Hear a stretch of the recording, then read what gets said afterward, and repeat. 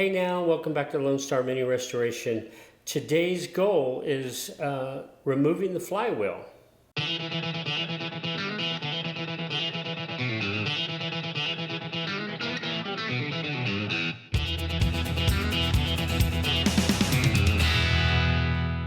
My first goal in removing the flywheel is I've got to get the clutch cover off, and this bracket right here is the first bracket I have to remove. I believe that's the bracket that holds the slave cylinder, so that's going to come off first. In order to remove this bracket, there's 3 bolts. There's 2 1/2-inch bolts here, and then there's this guy. I don't know if this is right. It's a 5mm hex head. And also, I've already noticed that there's a space, there should be a spacer in there that spaces this off. I will put up the part number of this on the screen, but that's missing, so I'll have to order that one. Of course, I think all the hardware is going to become new hardware because this is all rusted and nasty.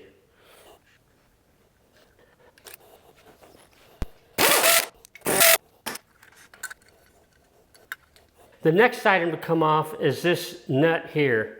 This is a 15/16 nut, and I'm guessing I'm going to need a 15/16 socket as well as a wrench. One to hold this one and then one to hold that one. I'm not sure. I'm going to take this one off first.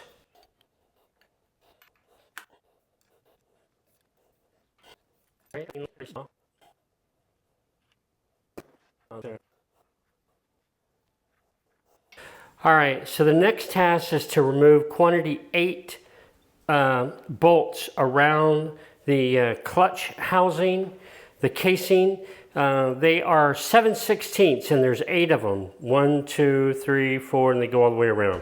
8 of them.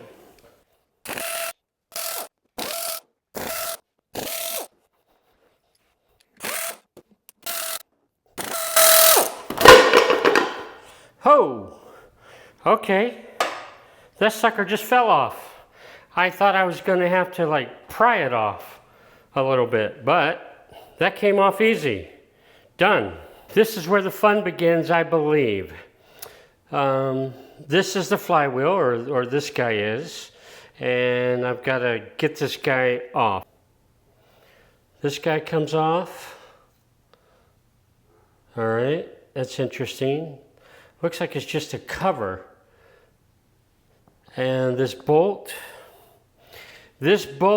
is 1 3/16 socket for that guy. But before I spin that, I think, let me see. Oh yeah, so there's no way I can remove that bolt. I'm gonna have to put a flywheel, something in here. Well, it just so happens that I have a cool tool for that. So what I'm gonna do, where the starter goes right here, I have this awesome tool that I bought eons ago with anticipation of needing it, and I'm glad that I now have it. I'm going to use the same bolts that attach the flywheel. Let's see. Yes, they fit.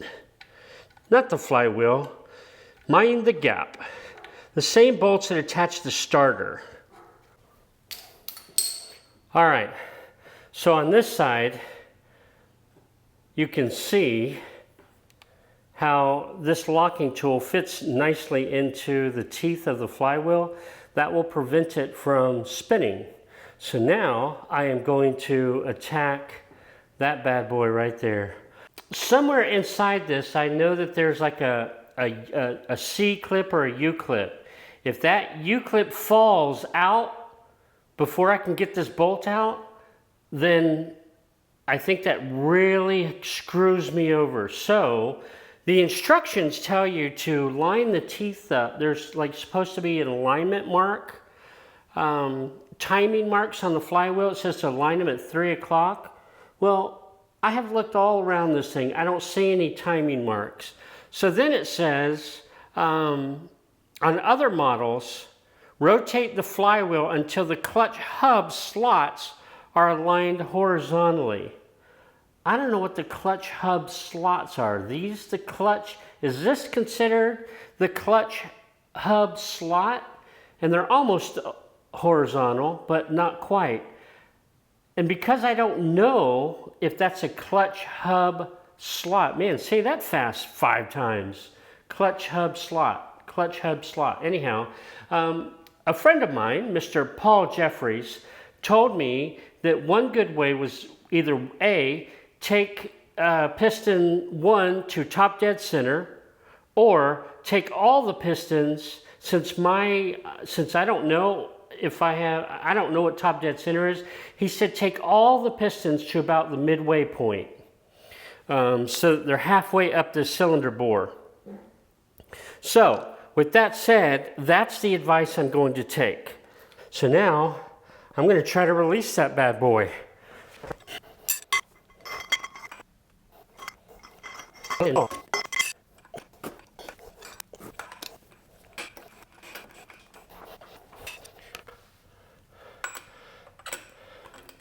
All right, well that didn't take much force at all to remove this bolt.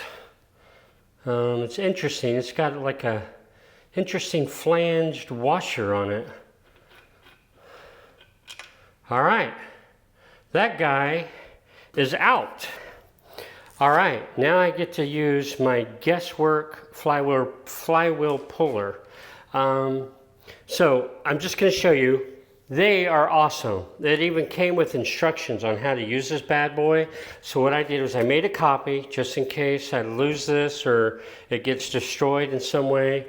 It shows what came in the kit, and then on the other side it has the directions on how to use it. So I'm fortunate. I laminated this bad boy, so grease, I can wipe it off, clean it off, or whatever.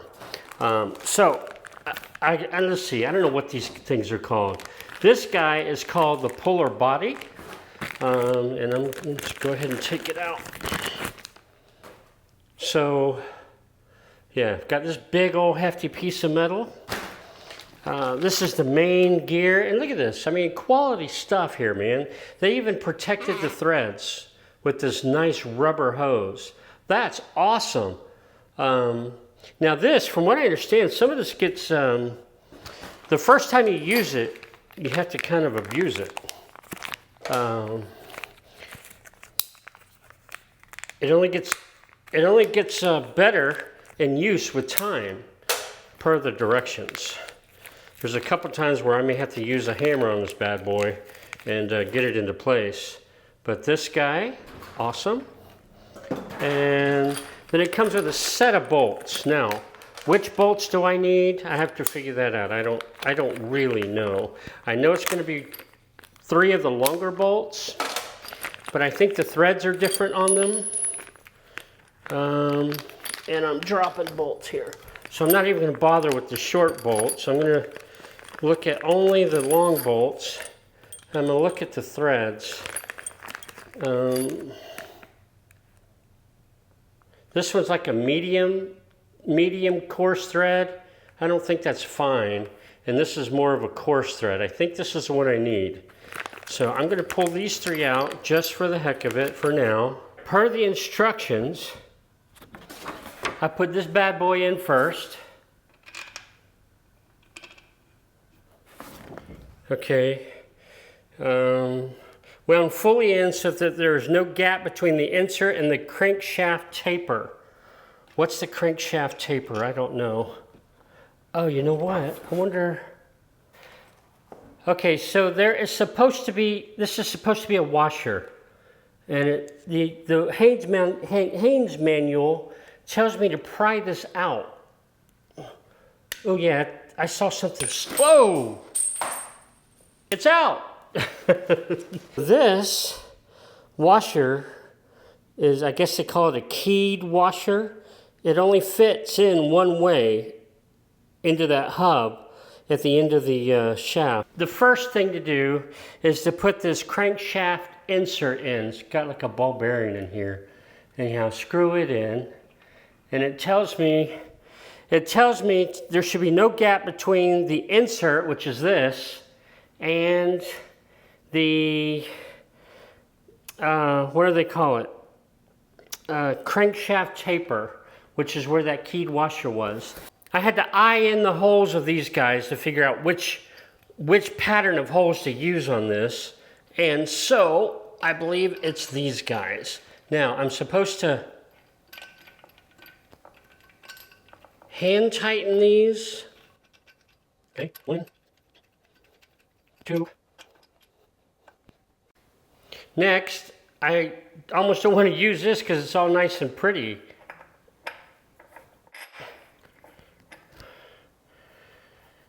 All right, but you're supposed to push this in until the end of this hits the ball bearing on the insert. I guess I'll know it when I hit it. I certainly can't see it. Oh, I think what will happen is it'll pull this thread out to touch these screw heads. Or I think I'm supposed to wind it until it pulls this out to touch the screw heads. Okay, so now it's starting to move out. See that? It's starting to come out. So wind it until it touches the screw heads. All right.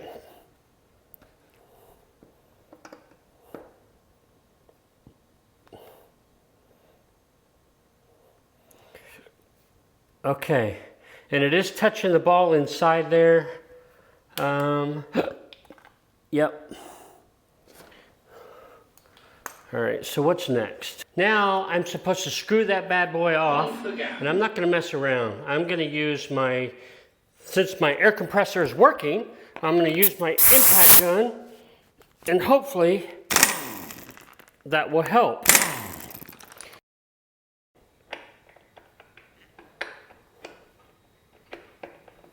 There we go.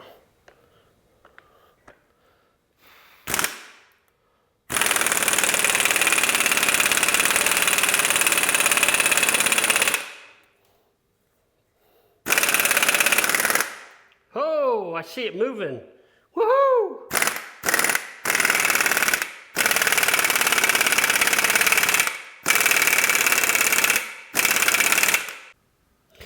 This is where I should have stopped, removed the Guess Works tool, and then possibly wiggled the flywheel out. However, I was not confident because I had never done this before that it was completely loose. So I kept driving that large main screw in, which caused major issues for me. Consequently, I had to reach out to Paul Jeffries, who helped me resolve it.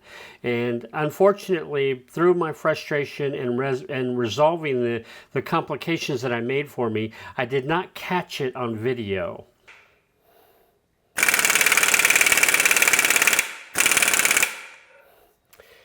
Now because the air impact gun is so loud, I saw this pop here.